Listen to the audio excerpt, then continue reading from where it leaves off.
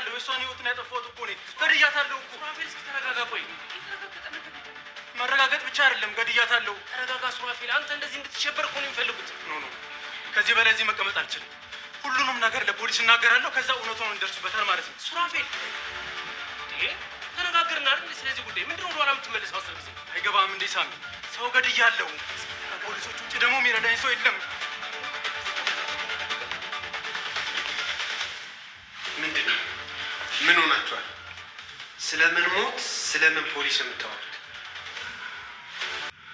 እየጠየኳችሁ ነው። የተፈጠረ ነገር አለ። ምንድን ነው? ምን መሰለህ ኢንስፔክተር፣ እኛ ስናወራ የነበረው ያው እርግጠኛ ነኝ ሰው ስለመግደልና ፖሊስ ጣቢያ ስለመሄድ እያወራችሁ ነበር። ስለ ግድያ አውርተናል እንዴ? እኔ እንጃ። ግድያ ብለናል እንዴ? አዎ ሰምቻችኋለሁ። ካልተሳሳትኩ ሱራፌል ነበር ስታወራ የነበረው። ለኢንስፔክተሩ ለምን የቤታችንን ሚስጥር ትናገሪያለሽ ስትል ቤዛ ሉላ ላይ ጮኸችባት። ሉላም ለማንም እንዳትናገር ብዬ እኮ ነው የነገርኩት። እንዴት እንደዚህ ያደርጋል? እኔ እኮ እንደ መርማሪ ሳይሆን እንደ ጓደኛ ነበረ ሚስጥር ብዬ ያካፈልኩት ስትልም ለቤዛ መለሰችላት። ቤዛም እጅግ በጣም ተናዳ ከእህቷ ጋር ተቀያየመች።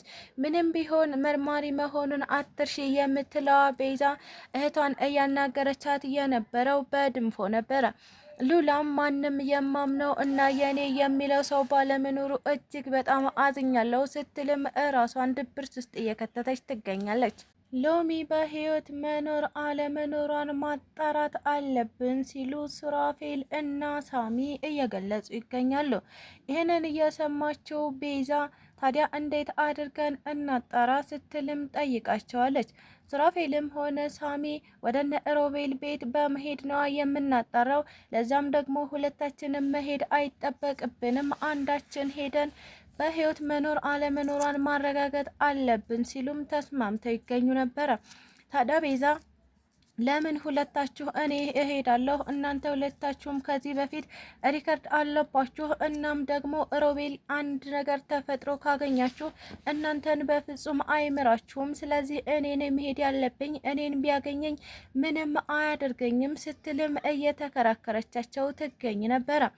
ታዲያ በዚህ ሀሳብ ሱራፌልም ሆነ ሳሚ በፍጹም አልተስማሙም። ምክንያቱም ሮቤል ምን ያክል አውሬ እንደሆነ ታውቂያለሽ። እናም የሆነ አጋጣሚ ተፈጥሮ ቢያገኝሽ አንቺንም ይገልሻል። ስለዚህ አይሆንም እያሉ እያከላከሏት ይገኙ ነበረ።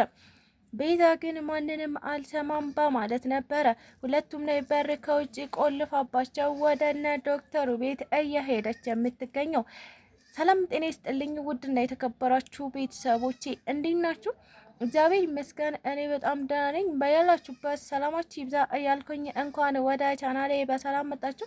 ለዚህ ዩቲዩብ ቻናል ደግሞ አዲስ ከሆናችሁ ላይክ፣ ሼር፣ ሰብስክራይብ እያደረጋችሁ ቤተሰብ ሁኑ። እንዲሁም ደግሞ ሀሳብ አስተያየትም ካላችሁ ኮሜንት ላይ አሳውቁኝ። ለዛሬው ደግሞ ቤዛ ፊልምን ክፍል 142 ይዤላችሁ መጥቻለሁ። እስከ ቪዲዮ ፍጻሜ አብራችሁን ቆዩ። ቤዛ እንግዲህ የባለፈው ክፍል ላይ እንዳየነው ሱራፌል እኔ ነኝ የገደልኳት በእጄ ሰው ጠፍቷል እያለ ለሳሚና ለቤዛ እያስረዳቸው በነበረበት ሰዓት ነበረ በድንገት ኢንስፔክተሩ በር ከፍቶ ብቅ ያለባቸው። ኢንስፔክተርም ስለምን ግድያ ነው የምታወሩት? አሁን ስለምን እጅ መስጠት ነው ስታወሩ የሰማችሁ?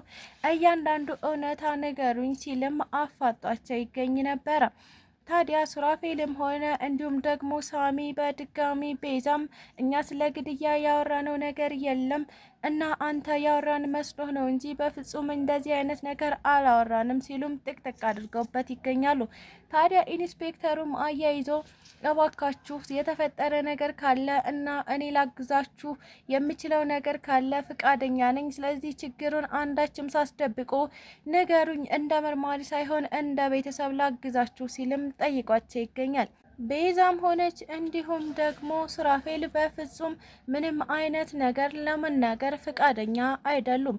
ምክንያቱም ኢንስፔክተሩ ድንገት እንደ መርማሪ ስለሚያደርገው እንደ ቤተሰብ ያግዘናል ብለው በፍጹም አላሰቡም ነበረ። ሉላ ደግሞ ያግዘናል ብላ ስላሰበች እንዲሁም እንደ ቤተሰብ ስላየቸው ስለ አጋቾቹ አንዳንድ ነገር ነግራው ስለነበረ ማለትም ሱራፌልን ፈልገው እንደመጡ እናም ደግሞ ሱራፌልን ሲያጡት ቤዛንና ሉላን እንዳገቱና እንዳሰቃዩቸው ለኢንስፔክተር ዘገዬ ነግራው ነበረ። ታዲያ ኢንስፔክተሩም ሉላ ስለ ጉዳዩ አንዳንድ ነገር ነግራኛለች፣ ነገር ግን ሙሉ ማብራሪያ እፈልጋለሁ ሲል እነ ቤዛን ጠየቃቸው። ቤዛም ይህንን ስትሰማ እጅግ በጣም ተናደደች። የቤተሰባችንን ሚስጥር እንዴት ነው እያሳለፈች የምትሰጠው? እንዴት ለኢንስፔክተሩ ይህን ሁላ ነገር ትነግረዋለች? ስትልም ቤዛ እጅግ በጣም ተናዳ ወደ ሉላ እየተሯሯጠች ሄደች። እናም ሉላ እንዴት እንደዚህ ታደርጋለች? ለምን ለኢንስፔክተሩ ሚስጥራችንን ነገርሽ? ስትልም በንዴት እያናገረቻት ትገኛለች። ሉላም እባክሽ ቤዚ እንደዚህ አትጩሂብኝ፣ እኔ እኮ እንደ ቤተሰብ አይቸው ነው የነገርኩት። እናም ደግሞ ለማንም እንዳትናገር ብዬው ነበረ። በቃ ሚስጥሬን የሚጠብቅልኝ ሰው የለም ማለት ነው ስትልም እያዘነች ትገኛለች። ቤዛም የራሷን በእልህ ሉላን ተቆጥታት ከዛም ከአጠገቧ ዘወራለች። እናም ወደ እነ ሱራፌልና ሳሚ ስትመለስ አሁኑኑ የሎሚን በህይወት መኖር አለመኖር ማጣራት አለብን ስትልም ጠየቀቻቸው። በሌላ በኩል ደግሞ ሉሲና ሮቤል ናቸው። ሉሲ እንግዲህ ከታገተች ቀናቶች አልፈዋታል። እናም አሁንም ሮቤልን ልመና ላይ ትገኛለች። ሮቤል እባክህ ፍታኝ፣ እኔ ከዚህ በኋላ ያንተ እስረኛ ነኝ፣ ምንም አይነት ነገር አላደርግም እና እንድትፈታኝ እፈልጋለሁ ስትልም ጠይቃው ትገኝ ነበር። ሮቤልም ምን ጎደለብሽ? አሁን የሎሚን አስከሬን ከቀበርኩ በኋላ ከዛም አንቺን ሚስቴ አድርጌ አኖርሻለሁ ሲልም ቃል እየገባላት ይገኛል። ታዲያ ሉሲም እንደምንም ብዬ ከሮቤል እጅ መውጣት አለብኝ ብላ በማሰብ አንዳንድ ነገሮችን እያቀደች ትገኝ ነበረ። ሉሲ በእቅዷ መሰረት ጥበቃዎቹ የሎሚን አስከሬን ከሚቀብሩት እናም እኛንም ችግር ውስጥ ከሚያስገቡን እነሱን ከዚህ ዞር እንዲሉ አድርጋቸውና የሎሚን አስከሬን እኔ እናንተ እንቅበረው ስትል ነበር የጠየቀችው። ሮቤልም አማራጭ ስላልነበረው እንደዛ ይሻላል የምትይ ከሆነ በቃ እጅሽን ልፍታሽና እንዳንቺ ሀሳብ እናድርግ ሲልም በሀሳቧ ተስማማ። ቤዛም ወደነ ሮቤል ቤት ከሄደች በኋላ በድንገት ግቢያቸው ተከፍተው አግኝታው ግቢ ውስጥ ገብታ እየተከታተለቻቸው ትገኝ ነበረ። ምን እንደሚያደርጉ እየሰለለች የምትገኘው ቤዛ ራሷን በጥንቃቄ በመደበቅ እየተከታተለቻቸው ትገኛለች። ሮቤልና ሉሲም እንደተነጋገሩት የሎሚን አስከሬን ይዘው ወደ ጓሮ እየሄዱ ይገኛሉ። ታዲያ በድንገት የኮሽታ ድምጽ ተሰማው። ሮቤል ማን ነው እዚህ ግቢ ውስጥ ያለው? ከኔና ከአንቺ ውጭ ሌላ ሰው አለ ማለት ነው ሲልም ለሉሲ ነገራት። ሉሲም በድንገት ስለነገራት ምንም አልሰማሁም እና ምንም ኮሽታ የለም ስትልም መልሳለት ትገኝ ነበረ። በመጨረሻ ግን ሉሲ አንድ ሀሳብ መጣላት። እሱም ምንድነው? አዎ አንተ የሰማኸውን ድምጽ እኔም ሰምቻለሁ በማለት ሮቤልን ማዘናጋት ነበረ። ሮቤልንም ካዘናጋችው በኋላ ከኋላ አንድ ሰው አለ እናም ኮሽታ እየተሰማኝ ነው ስትለው ሮቤል ደግሞ አዋለ በማለት ማን እንደሆነ ለማጣራት ዞር ሲል ነበር። ሉሲ ከኋላው የሮቤልን ማጅራት መታ ለማምለጥ እየሞከረች የምትገኘው። እንግዲህ ሳሚና ሱራፌል ደግሞ ቤዛ ስልክ አላነሳ ስትላቸው ወደ እሷ እየሄዱ ይገኛሉ። በድንገት ሳሚ ወደ ቤት ለመግባት እየሞከረ ነበረ። እናም እሱ ደርሶ ሉላንና ቤዛን ከዛ ቤት ይዞ ይሄድ ይሆን ወይስ ደግሞ ሮቤልን ሳትመታው በድንገት ተነስቶ እንደለመደው ሉሲን ያግታት ይሆን? በቀጣይ ቪዲዮ የምናየው ይሆናል። ስለተከታተላችሁኝ እጅግ አድርጌ አመሰግናለሁ። ለቻናሌ ደግሞ አዲስ ከሆናችሁ ሰብስክራይብ እያደረጋችሁ ቤተሰብ ሁኑ። ሀሳብ አስተያየት ካላችሁ ደግሞ ኮሜንት ላይ አሳውቁኝ። ኢትዮጵያ ለዘላለም ትኑር እያልኩ ሰናበታችኋለሁ።